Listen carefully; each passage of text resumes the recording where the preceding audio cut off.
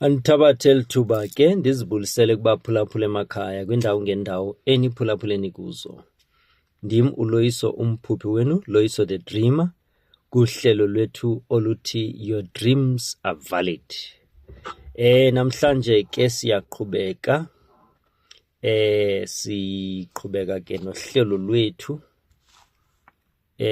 Ndifuna ke sijonge into mhlawumbi esingakhange sikhe siphefumule ngayo ngaphambili. Pha ezifundweni zobhala kwi-exam, almost every year, especially kwindaba ye-matric, kusoloko kukho i-challenge ekusoloko ikhona every year, into ekuthiwa yi-paper leak. I-paper leak ke yilaa nto yoba iphepha le-matric liphume liye ezandleni ezirongo, abantwana balifumane lingekaphumi officially. Loo nto yenza uba ke it's illegal and yinto ebambisayo leyo, yinto ekwenza futhi upenalizwe, ungakwazi uqhubeka, i-future yakho it can be diminished by that. Genesis chapter 18 verse 17 uthi, the Lord said, shall I hide from Abraham what I'm about to do? Yathi inkosi, ndingamfihlela na uAbraham lento endizokuyenza. So as much as ngokwe-education sector irongo lento yoba umntu afumane iscope before ixesha, kodwa ndifuna siyijonge ngokwasemoyeni.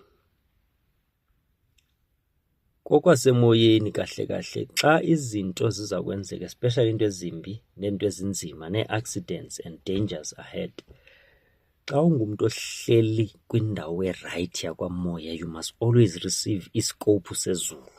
You must always have a paper leak yasezulwini where you are able to see things before they manifest, where you are able to receive imfihlelo zaphezulu before time.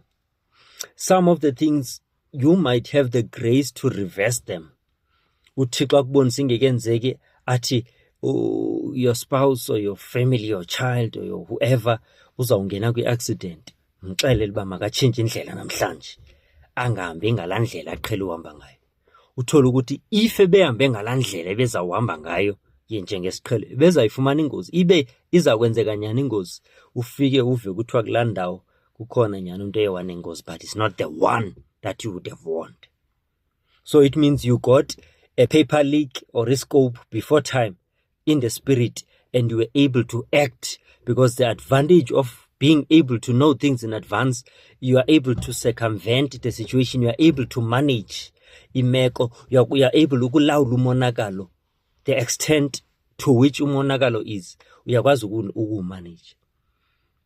Let's refuse uhambe bumnyameni, kodwa sihamba noThixo okukukhanya. Makasikrobise ezintweni ezininzi, zithi zisenzeka sibe sizixelelwe.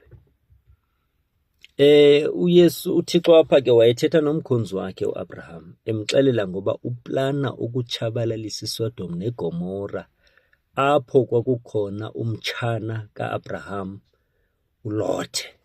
Yiyo ezibuza ke kulaa Genesis 18:17 uba ndingamfihlela na uAbraham into endizawuyenza. Ayisemnandi into yoba ube kwilevel yoba ude ube ne-intimacy noThixo so much that abe nezinto angakwazi uzenza engaxelelanga zona. Nkosi yam. Abe nezinto aziqondayo ukuthi zikwiplan yakhe uba uzawuzenza, qha uzawukwenza sure uba inceku yakhe eyintandane yakhe echitha ixesha naye ehlala ezinyaweni zakhe akazuyifihlela. Nkosi yam. I believe ukuthi xa sinoba necaliber yabantu abanjengaleyo, for our individual issues and lives, and also for the nation, for our families, for our churches, for companies, for governments, we can circumvent, we can mitigate a lot of challenges, you know. Where xa kuzaba khona into ze-COVID, siyazi ba kuba khona abantu abazaba zimboni bazibone zingekafiki, zilungiselelwe zingekaqala uba nomonakalo, or if zizaba zizinto ezingakwaziyo ukuthi ke zitshintsheke, kucaba ke azinawukujika kodwa zifika uzilungiselele, because sometimes ezinye izinto awukwazi uzijika, they are part of the predestined plan, funeka zenzekile noba zimbi. Because unogumbe kaNoah, though wayemboniswe engekenzeki, zangamjiki, kwafuneka ibe into eqhubeka yenzeke, kodwa i-impact it affected abantu ababesebumnyameni, ngoba yena uNoah wayeseyityhilelwe, wakwazi ukuzilungiselela i-place of safety, wakha umkhumbe for i-safety. Ngoba that's the advantage yokutyhilela izinto, utyhilelwa in such a way that ukwazi ukuzipositiona in a way that what is meant to be a destruction and a damage, you are able to budget for it well in advance, so that umonakalo ungakuchaphazeli njengabantu abebehlele bumnyameni bengazi. That's the advantage yokufumana izinto well in advance. As I say, you may not always have the way of changing it, but be that as it may, apho ndizamuza khona mphulaphula, ndizamuza kwinto ethi umntu ke owakho ubudlelwane naye ngaloo ndlela yoba ade abe nento angakwazi ukuzifihla kuwo, ngumntu owakho ubudlelwane naye obu-personal, obu-deep, obu-intimate. Spend your time ezinyaweni zikaThixo, akutyhilele izinto abanye abantu abathi beyifunda nabo le Bhayibhile oyifundayo, kodwa ufumane imfihlelo ezothusayo.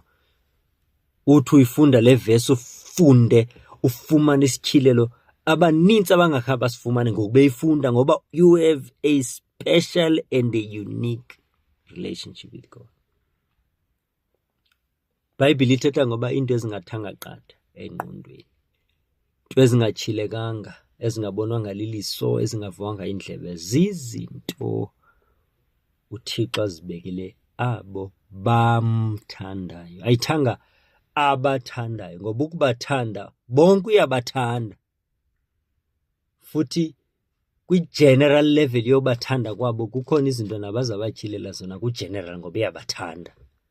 Kodwa kwaba abathandayo kuphinde kubekho ke ngoku abamthandayo from abathandayo, aba azawubanika i-excessive extras just because of their effort of loving him and reciprocating uthando lwakhe. Uzibona umane ugqi neemfihlelo ezingaziwayo, tyhilekelwe zizinto ezingekenzeki, uwonisha abantu ngezinto nyhani xa beziconfirma zinjengoba ubuzithetha. Yonke loo nto le ifumaneke ezinyaweni, ifumaneke emadolweni, ifumaneke ekuthini uqhelane nova izwi lakhe, through prayer, through reading the word, through seeking his face, praying to him, not for other things and other people, but not for preaching even. Now ufuna neBhayibhile ubuzawushumayela, you just soak yourself ebukhoneni bakhe for benefits of uba ufuna ukwazana naye. Ithi my sheep know my voice. Awukwazi uyazi ke la voice yakhe as a sheep. Uyakwazi ukuthi uyiship but ungayazi voice. Nakube nobudlelane naye, and ubudlelane bakhiwe emfihlakalweni, abakhiwa kwi-public. The-public is not a time to rehearse or practice or make mistakes. It's a time to execute. I-rehearsal yenziwe emfihlakalweni. Before uDavide abulala uGoliath, waqala wabulala i-lions and bears emfihlakalweni. So ndiyayithanda ke lento le paper leak uba it's illegal ngokwe-education system utyhilekelwa zizinto, ukwazi izinto zingekenzeki, but ngokwakwaThixo xa ungekho kuloo level it means awukho sepositionini yakho right. Xa ukwiposition yakho right, you must be prophetic. You must have the ability to see things before they happen and be able to see umonakalo. uPawulos watyhilekelwa because ezinye izinto awukwazi ukuzistopa. Watyhilekelwa ukuthi we will have the storm emanzini, elwandle. Ibhoti yona izawutshabalala, kodwa akukho namnye phakathi kwenu ozawuluza ubomi bakhe. Wayibona ingekenzeki, wabe seye banayo ne-direction yoba kuza kwenzeka nje, kuza kwenzeka nje, kuza kwenzeka. Mhlawumbi if wayengayibonanga, a lot would have happened, babezawubhubha abanye abantu. But wathi akho nomnye umphefumlo ozawuluzwa. Wathi into emayenzeke, xa iqhawukile ibhowuthi, makubambelelwe emaplangeni. Bambelele nje kwisikhondo seplanga lebhowuthi ude uyofika to a place of safety. Akukho mntu ozawubhubha. Ngoba ukuba ne-ability yoba ne-paper leak yakwamoya or iscope or ukwazi ukubona izinto preview before they happen, loo nto ikwenza uba ube ahead of situations. Even the enemy cannot do anything with you. Kuthi kuplana omayelenqe behind your back, baplana your downfall, baplana your demise. Uvele umane ubasimayilele ubabulisa ingathi awazinto kanti you know what they are up to, and you have already went 5 steps ahead of them. Bathi bafika usekho kulaa ndawo becimba. Bathi besho ukuthi bakubekela ipoison, bayayazi ukuthi une-routine yophuza itiye njalo emsebenzini, bakubekela ipoison or bathele something, benza into ezifana in your desk or something, kanti abazi ukuthi sowuyityhilele uba nje busoloku usela iti kwi-vending machine yalapha emsebenzini every day. Today, don't drink kwi-vending machine. Drink from the cafeteria. Drink from the shop. That's your scope. That's your paper leak for today. Go and buy, especially noba uthi broke or imali incane yokugibela, rather uskungaphuzi or uziphathele itiye ekhaya ngeflask, but ye kusela pha.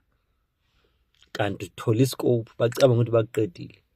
And into ebuhlungu with such cases is that uthola ukuthi one of them probably was not part of their collusion. Akavanga imemo yokuthi kuplanwe ukuthelwa something wrong to damage you.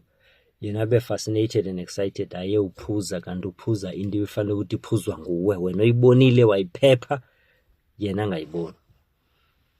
So I think khona enye umprofeti bebeplana ukumbulala, bayayazi nemoto yakhe. It happened ukuthi that day drive a different car, kanti i-killers were hinted about the description of that car. Abale abayazi. Unfortunately ke babona enye imoto efana neyakhe, bacabanga ukuthi nguye, kwafumana ke accident lowo, kanti it's a wrong person. Bambona ephila and their shenanigans were exposed. Ngumuntu owambulekelwayo, wayibona iplot, wasinda. So I want to instill this appetite to those who are believers in Christ to say, may God reveal his mysteries to us in advance. May he not allow us to get into accidents singabonanga. In fact, masokule level wambulelekelwa ngisho sekufika isikhathi sakho sokuthi ushone emhlabeni, awushoni by surprise. Uzuba prepared nabantu around you.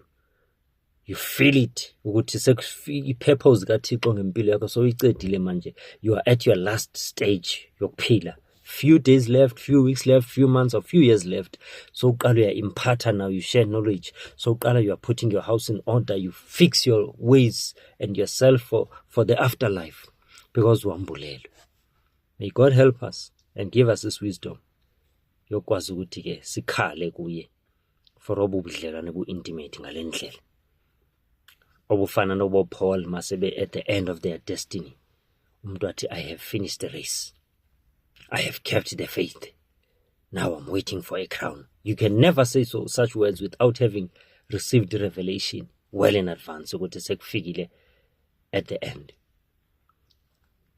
So it confirms what we are trying to say, let's seek God in the secret. He will reward us in the public. And may God bless you. See you again next time.